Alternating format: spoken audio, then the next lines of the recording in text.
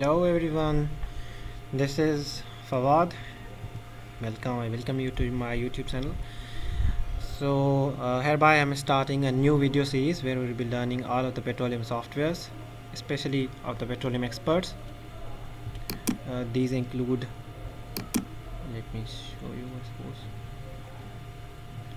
So petroleum experts IPM 7.1, they have different versions. You can use any of them. All of them are paid, but the cracks, of course, everything has crack. So starting from the most basic to the most advanced, we have MBAL. MBAL is the most basic software when you are starting IPM when you are especially starting production engineering, in particular reservoir engineering, you always start with the MBAL.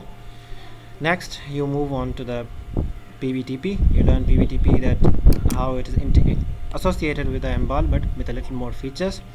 And finally you move on to the Reveal. Reveal is the ultimate software to the IPM experts. It produces a 3D reservoir model where you can designate the well's position anywhere that any place that you want, and you see how is the production of the well, how is the data that is being obtained from the well, and all that. So we'll be starting from the basic thing, which is MBAL, starting logo. Here I have a saved file. So in order to turn up with a new file, either you can go to files and new file, or you can use these shortcuts. I'll be rather using shortcuts Control N, and we are left with a new window interface. Now let's move on to the next thing that you need to do is to go to the tools. We move on to the tools. We have different tools. Mostly the one that we use is material balance. Material balance works on the material balance equation, which balances the input and output. It is like the law of conservation of energy and mass, and on that basis of that it works. We have chosen material balance. Now next will be all our work would be between options and PVT, right? And in particular fluid properties. Whatever data input that we will be doing would be out here. However, different functions that can perform, it can do history matching, it can do production prediction.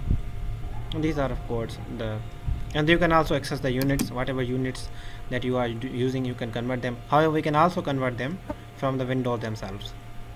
But in general, if you want to convert any of these, you can convert input and output by just clicking on the unit and just change it into whatever unit that you want to change it.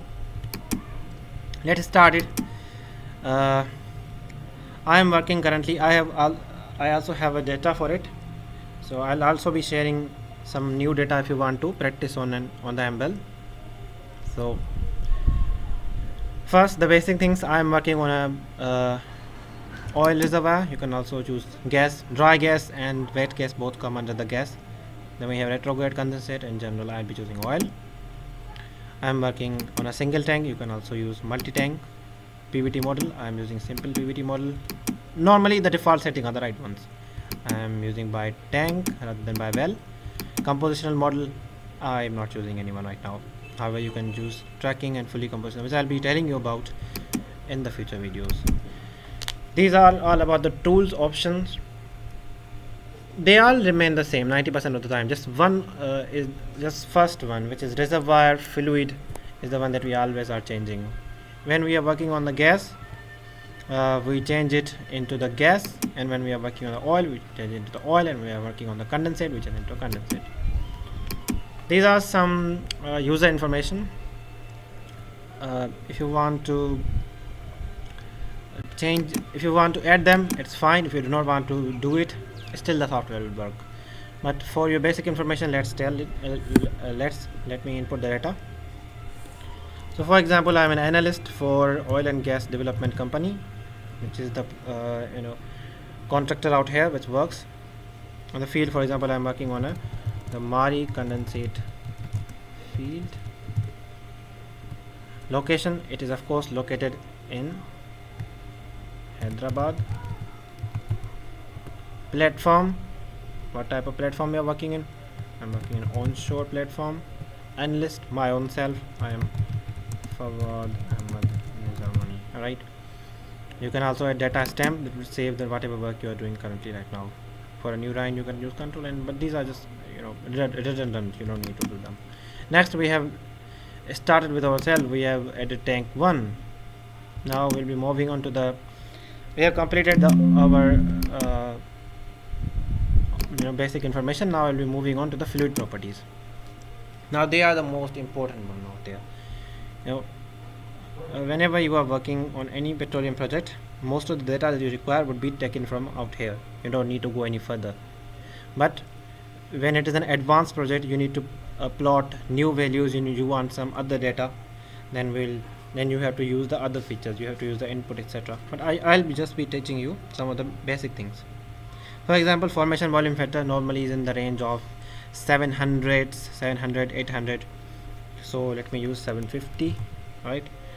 You can use the tab key to move to the next thing. Oil gravity in API, you can use any one. Oil gravity is normally found between the ranges of 30 to 60 APIs. I'll be using 40 API right now. Next, always use tab key. Specific gravity always is found in decimals less than 0. So here it is. The one that I am using is 0.77, right?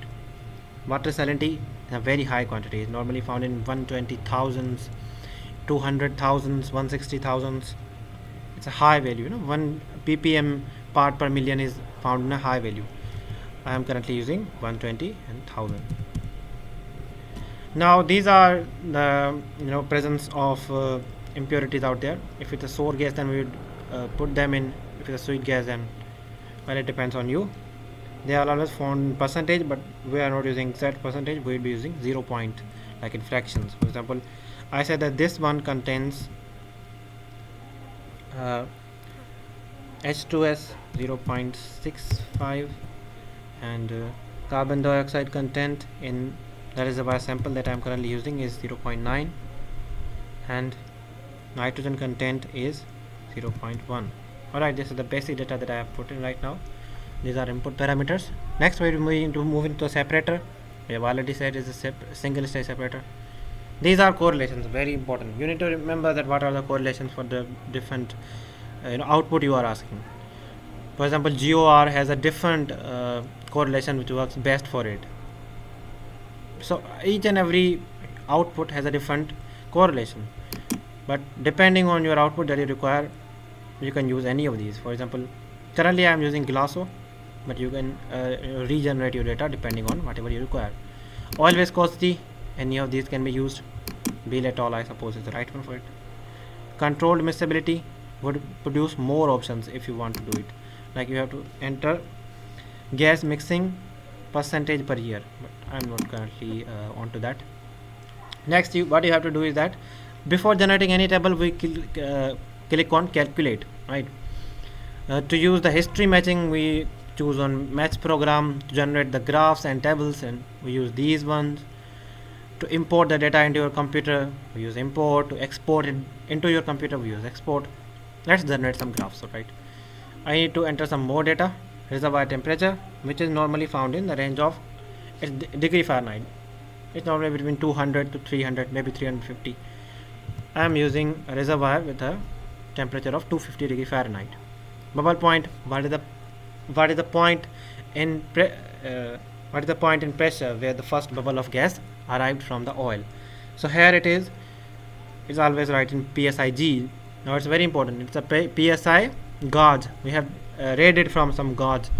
We have done an experiment, and which some 90% of the time would be a PVT test, and we found that it was, for example, the one that I'm using out here, it is 2550 degree 2550 psi.